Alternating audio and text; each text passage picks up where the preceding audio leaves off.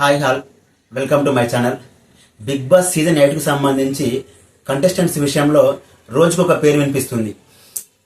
Silver Raghavan, Rajesh మాయాసేన, ఇట్లా రోజుకొక పేరు వినిపిస్తుంది. అయితే ఇప్పుడు తాజాగా ఒక కొత్త పేరు, ఈ అసలు ఎక్స్పెక్ట్ చేయని పేరు మళ్ళీ ఒకటి బయటకు వచ్చింది.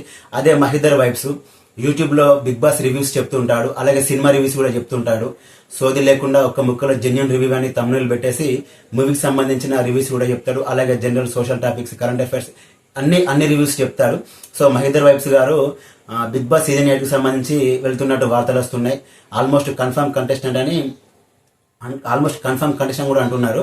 చూడాలి. అయితే యాక్చువల్గా మహిదర్ వైబ్స్ అన్న కూడా తన రివ్యూస్ లో ఆగస్టు లాస్ట్ వీక్ లో లేదా సెప్టెంబర్ ఫస్ట్ వీక్ లో అందరికి ఒక న్యూస్ చెప్తాను అని చెప్పాడు. బట్ ఇది అనుకోలేదు నేను కూడా.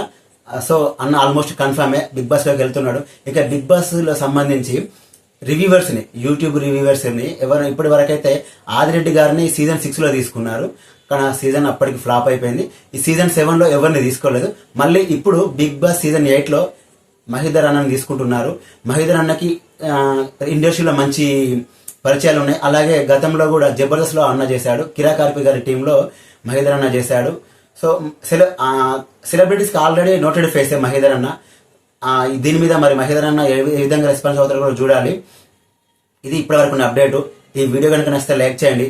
దయచేసి మన ఛానల్ని సబ్స్క్రైబ్ చేసుకోండి. Thanks for watching.